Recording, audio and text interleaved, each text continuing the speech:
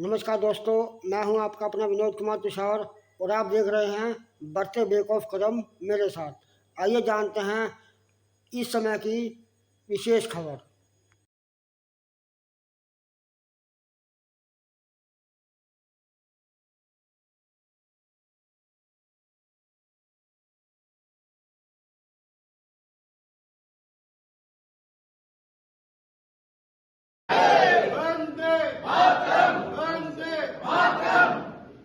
Sir सामने देखना, सामने यस सर, सामने सामने सर। सदर के अध्यक्षता की इसमें मिली पिक्चर मैंने जिम्मेदारी है मेरी। आज जो पंडित दीनदयाल शिक्षण महाअभियान जिला के अध्यक्ष दिलीप सिंह सरपंच सोनू जी की पूरी टीम यहाँ पहुंची है। बहुत अच्छे तरीके से हर सुविधाएं उन्होंने देने का प्रयास किया है। और कल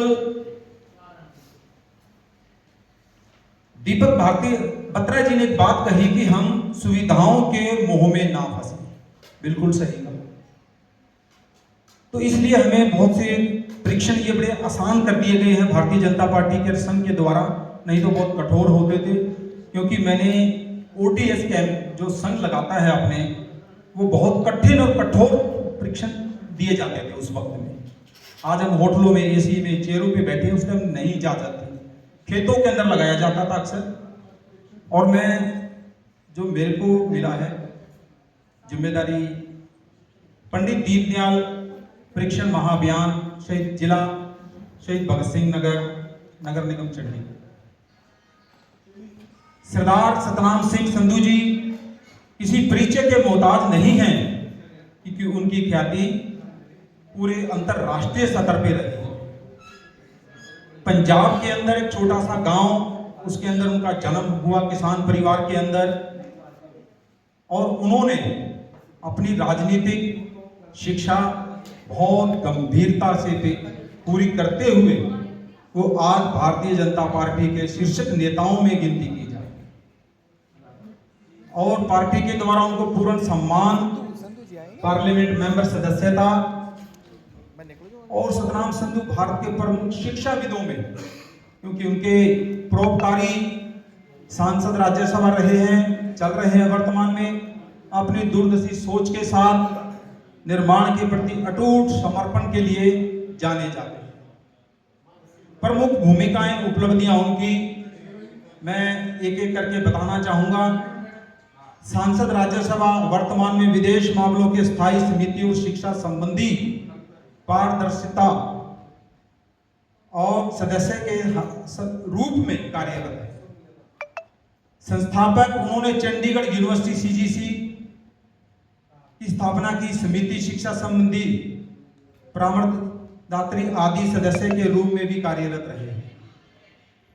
संस्थापक सामाजिक नेतृत्व के चंडीगढ़ वेलफेयर ट्रस्ट और NID फाउंडेशन के संस्थापक और समाज कल्याण के नीति निर्धारण के क्षेत्र में काम करते हैं। ये उनका परिचय है।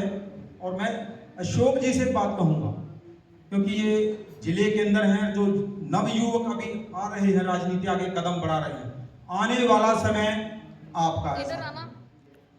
अशोक की टीम, जिले की टीम जो यहाँ बैठी है, आग्रह करता हूं उनको 2-2, 3-3 मिनट का सबको बुलाया जाए। मेरा छोटा भाई पवन कुमार अठवाल जी हैं, उनको भी कि झिझक ना रहे, बेधड़क बोले आप अपनी बात रखने के लिए। क्योंकि कल शिवेंद्र जी ने कहा कि जो IT सेल देख रहे हैं, ये बिल्कुल तथ्यों से बोलेंगे तो अच्छा लगेगा, लोग सुनेंगे, आपके शब्दों को पकड़ते हैं लोग। तो इसलिए ये परीक्षण केंद्र है, यहाँ परीक्षण चलाया गया है। पार्टी ने इतना पैसा भी खर्च किया है, मेहनत भी की है। और मैं जिला अध्यक्ष भाई दिलीप सिंह सरपंच सोनू जी को बधाई देता हूं कि आपका परीक्षण सफल बहुत अच्छे रूप में चला और अंतिम रूप जाने की ओर चल रहे हैं हम। बबलू भारती जी हैं, बहुत अच्छे प्रदेशों के अंदर काम करते हैं, जम्मू कश्मीर से लेकर राजस्थान तक गए हैं, बहुत कम आयु में, लेकिन आज वो इतिहास बोलता है। आने वाले समय के अंदर इतिहास बोलेगा। और जो समरसता की बात करते हैं हम बार बार, समरसता मेरे सामने भाई कृष्ण कुमार जी बैठे हैं, SC मोर्चा के पूर्व अध्यक्ष भी हैं, ज्ञानीराम बागड़ी जी बैठे हैं मेरे सामने। समरसता पार्टी लेके चलना चाहती है, अपने समाज के, अपने लोगों की, किसी भी वर्ग में कोई पैदा हुआ है, अपने समाज की पीड़ा पार्टी के पटल पर जरूर रखनी चाहिए, क्योंकि पार्टी गंभीरता से बात करती है, उसके लिए गंभीरता से विचार करती है और समस्याओं को खत्म करने के लिए तत्पर रहती है। चंडीगढ़ प्रदेश के मुद्दे बहुत, नगर निगम चुनाव भी आने वाले हैं। उन्होंने एक बात कही थी कि आप अर्जुन की तरह, अर्जुन को एक लक्ष्य दिया गया था महाभारत के अंदर, छोटा सा कथा आती है, कोई कहता था मुझे मछली दिखाई दे रही है, किसी ने कुछ कहा, किसी ने कुछ कहा, अर्जुन ने एक ही बात कही, क्योंकि उसके पीछे श्री कृष्ण भगवान खड़े। उन्होंने कहा कुछ मत देखो, कुछ नहीं है, सिर्फ मछली की आंख देखो, जो लक्ष्य तुम्हारा निशाना लगाने का। हमारा लक्ष्य नगर निगम चुनाव आने वाले हैं, सबसे बड़ी है।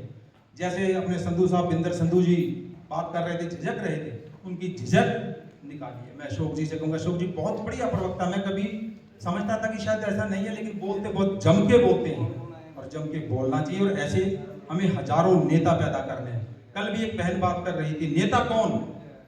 जो नेता पैदा करे वो नेता होता है असल में। अपने से आगे नेता पैदा करिए। आने वाली जो किसान की फसल कट रही होती है, तो किसान के मन के अंदर एक बात चल रही होती है कि मैं नवी फसल ये लगा दूंगा, क्योंकि अटल बिहारी वाजपेयी जी पूर्व प्रधानमंत्री हमारे बहुत सम्मान है, उन्होंने प्रमोद महाजन जी को तैयार किया, बहुत से नेताओं को तैयार किया था, और हमारी दायित्व बनता है कि हम जितने वरिष्ठ होते जाएं, नवी फसल, नवे नेताएं हम मैदान में उतारते जाएं। भारत माता की